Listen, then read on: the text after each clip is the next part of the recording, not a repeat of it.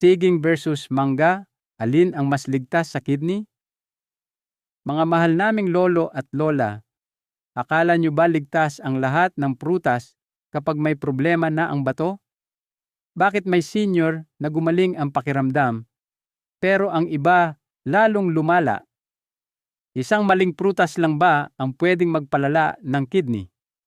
Marami pong nagtatanong kay Dr. Antonio Reyes, Doc, pwede pa ba akong kumain ng prutas? Ang sagot po, oo, pero hindi lahat ay pare-pareho ang epekto sa bato.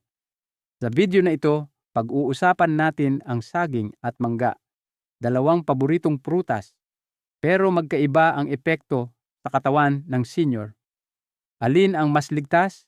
Kailan dapat mag-ingat? Panoorin po hanggang dulo, baka ito na ang payo ang makakapagligtas sa inyong bato.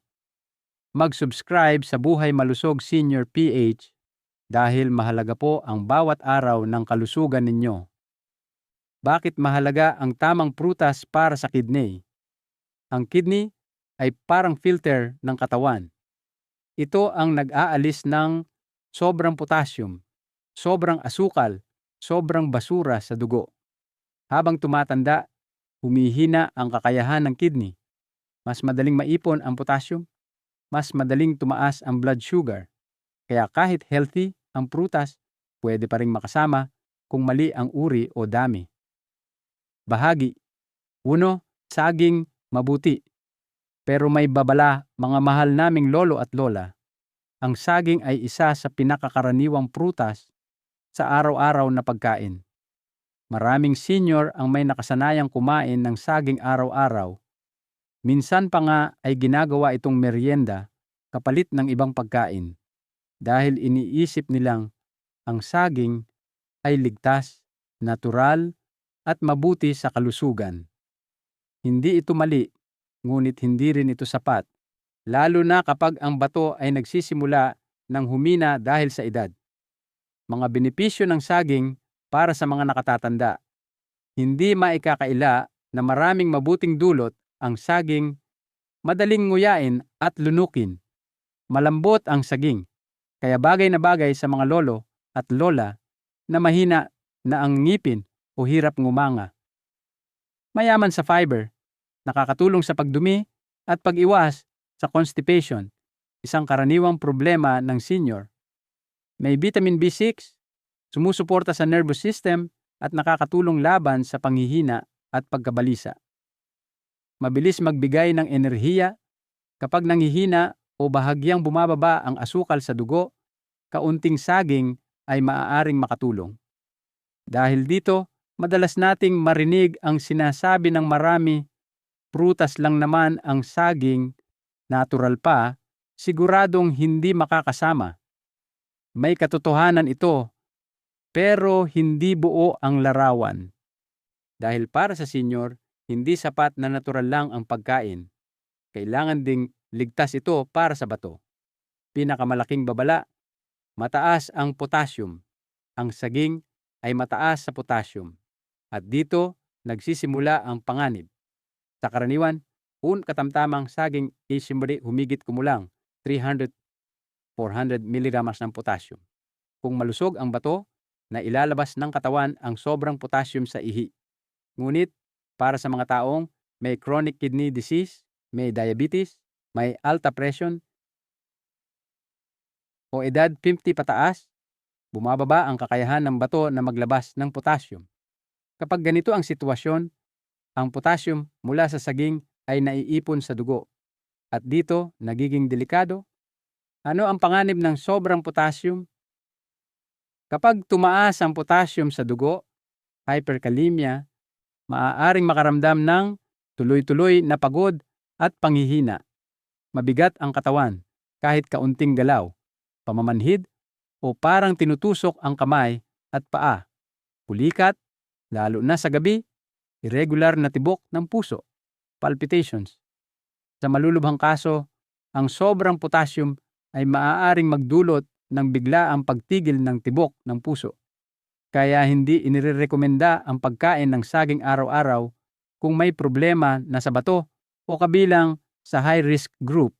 Kailan pa pwedeng kumain ng saging ang senior? Hindi naman bawal ng tuluyan ang saging. Pwede pa rin, basta may kondisyon. Kung ang sakit sa bato ay nasa maagang yugto pa lamang. Kung ang blood test ay nagpapakita na normal pa ang potassium, kung kontrolado ang dami ng kinakain, tamang paraan ng pagkain ng saging, pasyon trana 2, saging lang bawat kain. Hindi araw-araw, hanggang 2 beses lang sa isang linggo. Huwag isabay sa iba pang pagkaing mataas sa potassium, tulad ng kamote, madidilim na berdeng gulay, abokado, tubig ng niyog. Isang karaniwang pagkakamali ng marami ay kumain na ng saging. Dadagdagan pa ng kamote at gulay para mas healthy. Sa ganitong paraan, biglang tumataas ang potassium nang hindi namamalayan. Mahalagang mensahe para sa mga lolo at lola. Ang saging ay hindi masama, pero hindi rin laging mabuti. Para sa kalusugan ng bato ng senior, mas mahalaga ang tamang dami kaysa sa dami ng kain. Kaunti pero ligtas. Alam ang limitasyon ng sariling katawan, hindi puro nakasanayan, kundi may kaalaman. Sa susunod na bahagi, pag-uusapan naman natin ang mangga, isang prutas na mas mababa sa potassium pero may ibang panganib na kailangang bantayan. Huwag kalimutang sumubaybay para makapili kayo ng prutas na tunay na ligtas para sa inyong bato. Bahagi 2, mangga, matamis pero mas banayad sa potassium. Mga mahal naming lolo at lola, kung ang saging ay may babala dahil sa mataas na potassium, ang mangga naman ay madalas isipin na mas ligtas. Totoo ito sa isang aspeto, pero may kapalit na panganib na hindi rin dapat baliwalain, lalo na para sa mga senior. Ano ang mabuti sa mangga? Ang mangga ay isa sa pinakapaboritong prutas ng mga Pilipino. Bukod sa masarap, may ilang benepisyo rin ito. Mas mababa ang potassium kaysa saging mayaman sa vitamin A.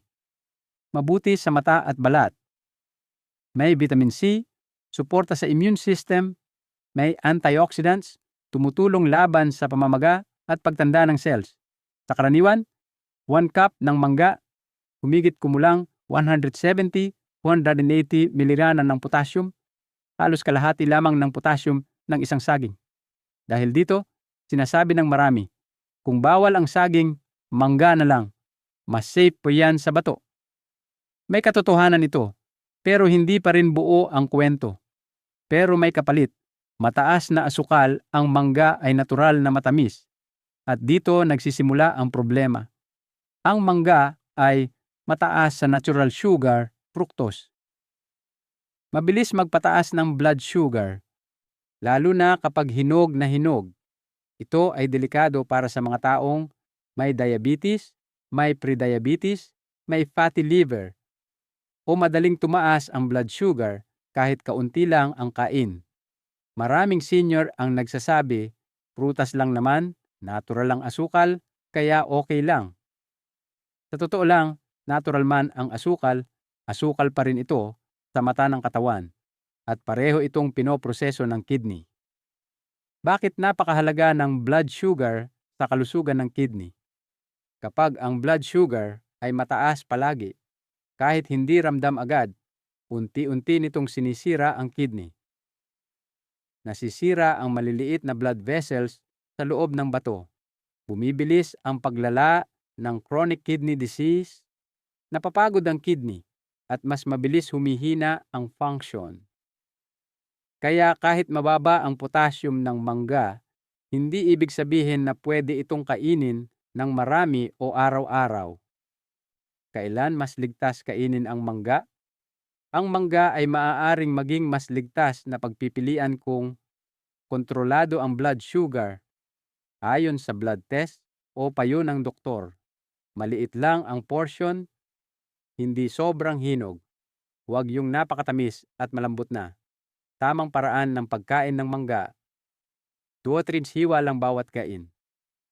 Kainin pagkatapos ng ulam, hindi kapag walang laman ang tiyan. Huwag gawing juice dahil mas mabilis tumaas ang asukal. Mas mabuti ang nguyain kaysa inumin isang karaniwang pagkakamali. Konti lang naman, pero ginawang mango juice araw-araw. Sa juice form, mas maraming asukal ang pumapasok sa katawan sa maikling oras. Mas mabigat para sa kidney at blood sugar. Mahalagang paalala para sa mga lolo at lola, ang mangga ay mas banayad sa potassium pero mas mapanganib sa blood sugar kapag sumobra. Sa kalusugan ng bato ng senior, hindi lang potassium ang binabantayan, pati asukal sa dugo ay napakahalaga. Maliit na dami, tamang oras. Hindi araw-araw, ang kaunting disiplina ngayon ay malaking proteksyon para sa bato sa hinaharap. Sa susunod na bahagi, pagsasamahin natin ang saging at mangga sa isang malinaw na paghahambing para malaman alin ang mas bagay sa iyo at alin ang dapat iwasan. Direktang paghahambing, saging versus mangga. Mga mahal naming lolo at lola, ang saging at mangga ay parehong pamilyar na prutas, ngunit hindi pareho ang epekto sa kalusugan ng bato. Ang saging ay mataas sa potassium, kaya dapat limitado lamang ang pagkain nito, lalo na sa may sakit sa bato, diabetes, o alta presyon. Ang mangga naman ay mas mababa ang potassium, kaya sa aspetong ito ay mas banayad para sa bato, ngunit mataas sa asukal, kaya kailangang mag-ingat ang may diabetes. Pareho silang hindi dapat kainin araw-araw. Ang saging ay ugoman nata, hindi mo nanda papatong piraso lamang, at ang mangga ay 2-3 hiwa lang bawat kain.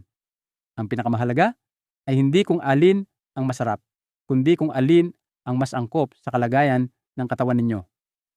Mga karaniwang pagkakamali ng mga nakatatanda. Mga mahal naming lolo at lola, maraming senior ang naniniwala na kahit gaano karami ang prutas ay puwedeng kainin dahil ito ay natural. May iba pa na nagsasabi, natural naman yan, hindi makakasama. Mayroon ding nag-iisip na mas mabuti ang prutas kaysa candy o biskwit, kaya okay lang sumobra. Mukhang tama ang mga paniniwalang ito, pero hindi ito totoo pagdating sa kalusugan ng bato. Sa katotohanan, kapag ang bato ay humihina dahil sa edad o sakit, ang maling uri ng prutas ay maaaring makapinsala. May mga prutas na mataas sa potassium at may iba naman na mabilis magpataas ng asukal sa dugo na parehong nagpapahirap sa trabaho ng bato.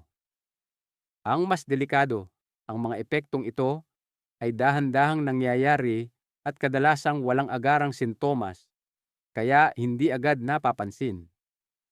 Kaya sa pangangalaga ng bato, hindi sapat na natural lang ang kinakain. Ang pinakamahalaga ay tamang uri, tamang dami, tamang oras. Sa ganitong paraan lamang magiging tunay na kaibigan ng kalusugan ng bato ang prutas. Praktikal na payo mula sa doktor, mga mahal naming lolo at lola, upang mas maprotektahan ang inyong bato araw-araw. Pinapayo ng doktor na pasimplehin ang pagkain ng prutas. Hindi kailangang komplikado, basta tama ang paraan. Una, huwag pagsabayin ang saging at mangga sa iisang araw dahil magkaiba ang epekto ng mga ito sa potassium at blood sugar. Isang uri lang ng prutas bawat araw at laging kaunti lamang ang dami. Mas mabuti ring kumain ng buong prutas, nguyain ng dahan-dahan at maigi. Iwasan ang pag-inom ng fruit juice dahil masyadong mabilis pumapasok ang asukal sa katawan at pinapahirapan ang bato. Kung mayroon na kayong mga resulta ng laboratory tests, sundin ang limitasyon sa potassium at asukal sa dugo na ibinigay ng doktor. Kapag nag-aalinlangan kung dadagdagan pa ang kakainin, tandaan po ito. Mas ligtas ang bawasan kaysa sumobra at magsisi sa huli. Mensahe para sa mga lolo at lola. Mga mahal naming lolo at lola, ang pag-aalaga sa kalusugan ay hindi nangangahulugang kailangan ninyong isuko ang lahat ng masasarap na pagkain sa buhay. Ang mas mahalaga ay maunawaan kung ano ang tunay na kailangan ng inyong katawan sa ngayon at kung ano ang dapat iwasan. Habang tumatanda, ang bato ay parang tayo rin. Mas madaling mapagod, mas mabagal kumilos, at nangangailangan ng tamang pag-aalaga. Ang saging at mangga ay maaari pa ring kainin, ngunit hindi pareho ang epekto ng mga ito sa kalusugan ng bato. Kapag alam ninyo ito, mas nagiging madali ang paggawa ng tamang desisyon, hindi dahil sa nakasanayan, kundi dahil sa malasakit sa sariling katawan. Tandaan po ninyo, ang kaalaman ay proteksyon. Kapag tama ang inyong pagkain simula ngayon, mararamdaman ninyo ang magagandang pagbabago. Mas mahimbing na tulog, mas kaunting komplikasyon, mas malusog, magaan, at mas kalidad na buhay araw-araw. Ang pangmatagalang kalusugan ay nagsisimula sa maliliit, ngunit tamang pagpili sa bawat araw. Kung kumakain ka pa rin ng saging or mangga, comment prutas para malaman ni Doc kung alin ang mas bagay sa iyo. Kung may tanong, mag-iwan ng sa comment, babasahin at sasagutin ni Doc. Mag-subscribe sa Buhay Malusog Senior PH para sa araw-araw na gabay sa kalusugan ng kidney at senior life. Maraming salamat po sa pakikinig.